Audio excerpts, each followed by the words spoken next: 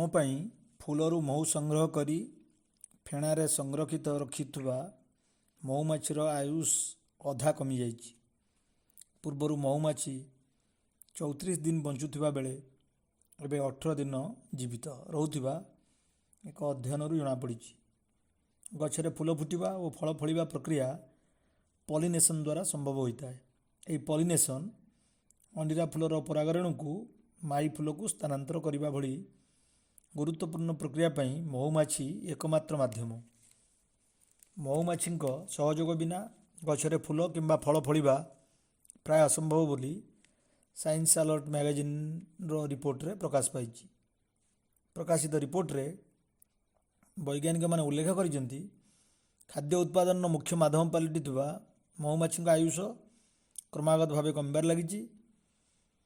ବୈଜ୍ଞାନିକଙ୍କ ମତରେ ସେମାନଙ୍କ ଆୟୁ 50% ହ୍ରାସ ପାଇଛି। ଅର୍ଥାତ୍ ପୂର୍ବରୁ ଗୋଟିଏ ମହୁମାଛି ହାରାହାରି 34 ଦିନ ବଞ୍ଚୁଥିବା ବେଳେ ଏବେ ମାତ୍ର 18 ଦିନ ଜୀବିତ ରହୁଛି।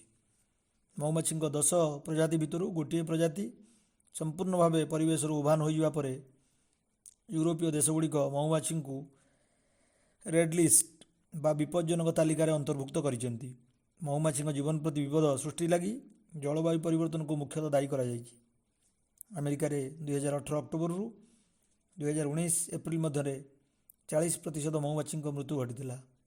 Canada, Australia, Belgium, Portugal, Spain, Switzerland, Germany, Finland ଓ ପୋଲାଣ୍ଡରେ ମହୁମାଛି ବଂଶ ନିପାତ ହେବାରେ ଲାଗିଛି। 2012-13ରେ ପ୍ରବଳ ଶୀତରେ ବ୍ରିଟେନର 29% ମହୁମାଛିଙ୍କର ମୃତ୍ୟୁ ଘଟିଛି। ବ୍ୟୁରୋ ରିପୋର୍ଟ, ପର୍ଯ୍ୟବେକ୍ଷକ, ଓଡ଼ିଶା।